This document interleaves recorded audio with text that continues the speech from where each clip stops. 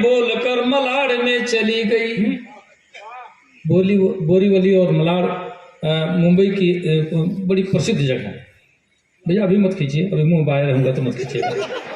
दरअसल क्या है, हमको डर लगता है कहीं पत्रकार ना हो। एक बार ऐसे ही कविता पढ़ रहा था, एक महोदय फोटो खींचे, अखबार में फोटो छप गया।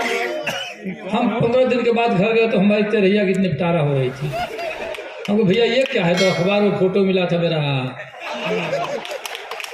अब लोग समझे कि कहीं कविता पढ़ते पढ़ते शहीद न हो गए। पूना से नमूना मेरे साथ आ रही थी, किंतु बोरीवली बोलकर मलाड़ में चली गई। और फोटो फेसबुक पर जो वायरल हुआ तो मित्र खुशियों की झड़ी मेरी झाड़ में चली गई। खाली पड़ी कुर्सियां और सोते हुए श्रोता देख कविता की कड़ी भी कबाड़ में चली गई। खाली पड़ी कुर्सियां और सोते हुए श्रोता देख कविता की कड़ी भी कबाड़ में चली गई। और पहले तो देखा मैंने भीड़ भाड़ थी बहुत, धीरे धीरे आधी भीड़ भाड़ में चली गई। ये भीड़ जब तक भाड़ में चली जाए तो कविता करने का आनंद नहीं आता। मैं धन्यवाद करता हूँ आयोजन समिति का। और प्रणव भाई बहुत देर से सामने बैठे थे, अब किधर गए? चले गए? प्रणव नहीं, ये प्रवीण है साहब। नहीं, प्रणव भाई भी बैठे थे, हमें चले गए। देखिए हमको सुने, वो आड़ में चले, हमको सुने बिना जो चला जाता है 7 जन्मों तक छछुंदर होता है। मैं कहता हूँ वो घूस नहीं देता तो पास नहीं होता, संगीत समझता तो उदास नहीं होता। जाते हैं वही उठकर अक्सर सम्मेलनों से जिनको पड़ोसियों पर विश्वास नहीं होता।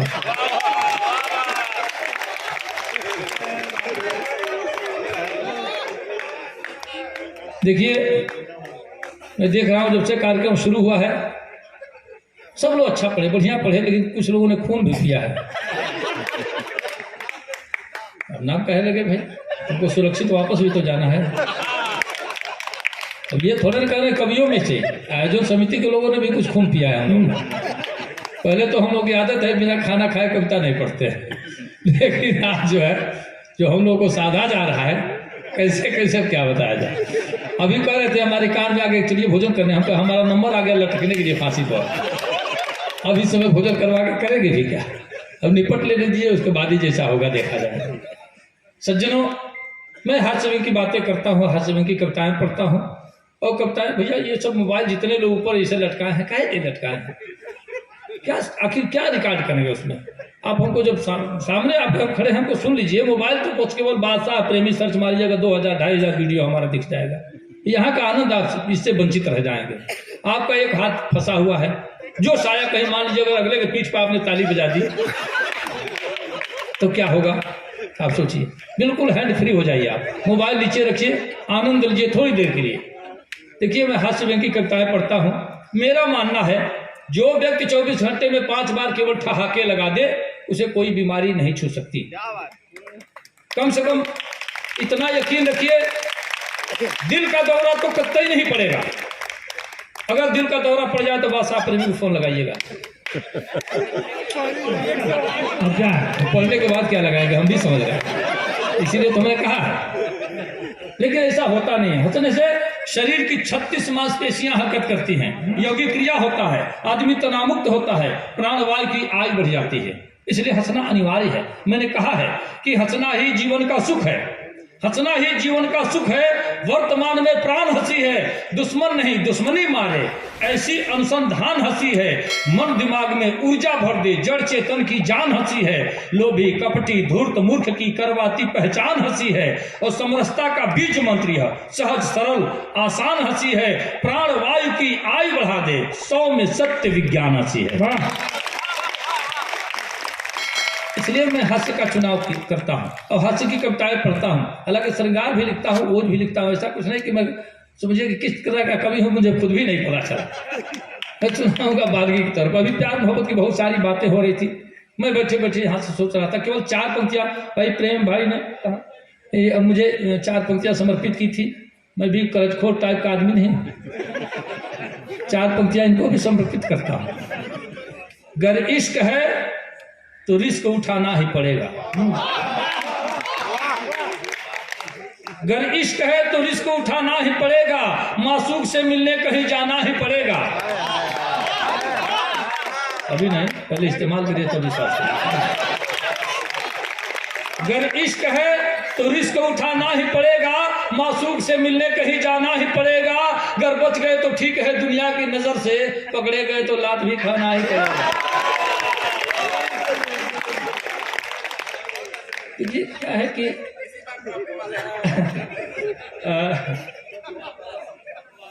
देखिए माला नहीं भी मेरे माल मिल जाए तो हम प्रसन्न हो जाते हैं।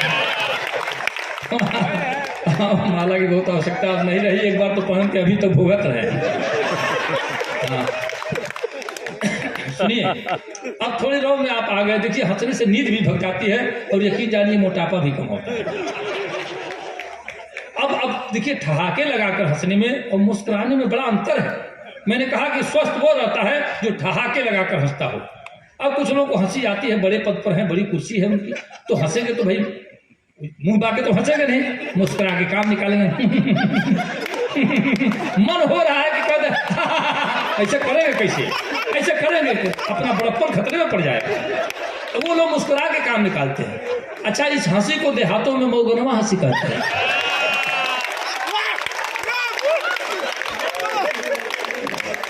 अब आनंद आया, ऐसे आप हंसते हैं, अच्छा लगता है हमको भी। देखिए मेरी आदत है, पहली बार चूंकि आपके यहाँ उपस्थित हुआ हूँ तो पहले वंदना मैं करता हूँ। अक्सर मंचों से वंदना करता हूँ। मैंने जीवन में एक ही वंदना लिखी और वंदना किसी देवी देवता की नहीं करता हूँ, आदमी और आदमियत की वंदना करता हूँ। सर जा रहे हैं क्या? अच्छा, कोई रासायनिक क्रिया करनी है? नहीं, जो यहाँ करने लायक नहीं है इसके लिए तो जाना ही पड़ेगा। और कोई मुराद देसाई थोड़े ना है। हाँ नहीं, अब जाइए, कोई बात नहीं, भगवान आपकी रक्षा करें। जिस काम में जा रहे हैं उसमें आपको सफलता मिले। हाँ सुनिए, हाँ नहीं ये दिखाना था, ये दिखाएं। इससे मैं भी गफलत में पड़ गया हूँ। ये कोई नया विधान आया क्या है? तो एक बार जोरदार तालियां हो जाए आपके लिए। अक्सर मैं कहता हूँ कि हंसते और हंसाते रहना अंतर मन अभिलाषा है, रोते आना हंसते जाना जीवन की परिभाषा। लेकिन सिर्फ हंसना हंसाना ही मकसद नहीं, सिर्फ हंसना हंसाना ही मकसद नहीं। काव्य का स्वाद सबको चखाते हैं हम, मन वचन कर्म से लोक हित के लिए प्रीत के गीत गंगा बहाते हैं। केवल हंसने और हंसाने के लिए मैं कविताएं नहीं पढ़ता हूँ। मैं कविताएं पढ़ता हूँ इसलिए कि आपको हंसी भी आए और साथ साथ लगे कि हमने कुछ कहा है, आपकी अपनी बात कह दी है हमने, इसलिए मैं एक अभियान के तहत कविता पढ़ता हूँ। सुनिए, मैं एक वंदना से आप सबको चाहता हूँ थोड़ा सा सजग हो जाए, फिर अपनी औकात में मैं आ जाऊंगा। सुनिए कि कविता की बात शुरुआत करने के लिए लंच मंच पंच को प्रणाम करता हूँ मैं। ओ आलसी यवारे हो शराबियों गजेड़ियों को दोनों हाथ जोड़ राम राम करता हूँ मैं। ओ चमचे दलालो सूदखोरो घुसखोरो मुंह जोरो लतखोरो का कलाम करता हूँ मैं। मुंह से मत बोलिए। क्या है कि ये हमारे समाज के आदर्श हैं, जिन लोगों का नाम मैं ले रहा हूं, अगर ये न रहे तो हमारा समाज छिन्न भिन्न हो जाए। इन्हीं लोगों से समाज पलता है, बनता है।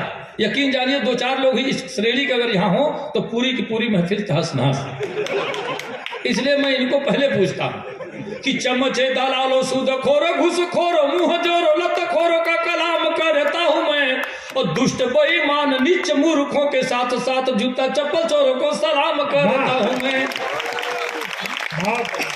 उल्लुओं और गधों या बैलों को बार बार लगातार याद हर शाम करता हूँ मैं। और जितने घोटालेबाज चालबाज धोखेबाज सबको नमन सरेआम करता हूँ मैं।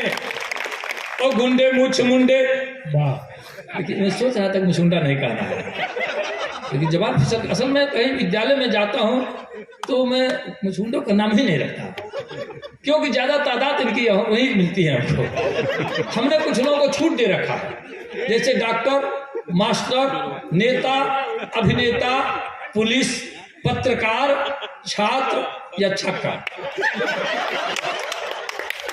इन लोगों के मूछ नहीं रहे तो ही अच्छे लगते हैं, बाकी कोई मूछ नहीं रखता तो उनके लिए कहता हूं कि गुंडे मूछ मुंडे अर्धनारी दुराचारी व्यभिचारियों की वंदना तमाम करता हूं मैं। और प्रेमी बादशाह मेरी कविता गवाह रहे, हास्य व्यंग लिखने का काम करता हूं मैं।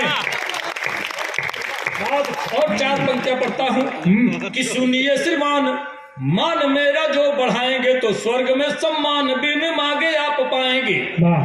और शुक्रिया के साथ उनके लिए दुआ करेंगे, वाह वाह करेंगे जो तालियां बजाएंगे। और सोने वाले सूरदास पेटूदास खाने वाले जाने वाले यार बार बार पछताएंगे।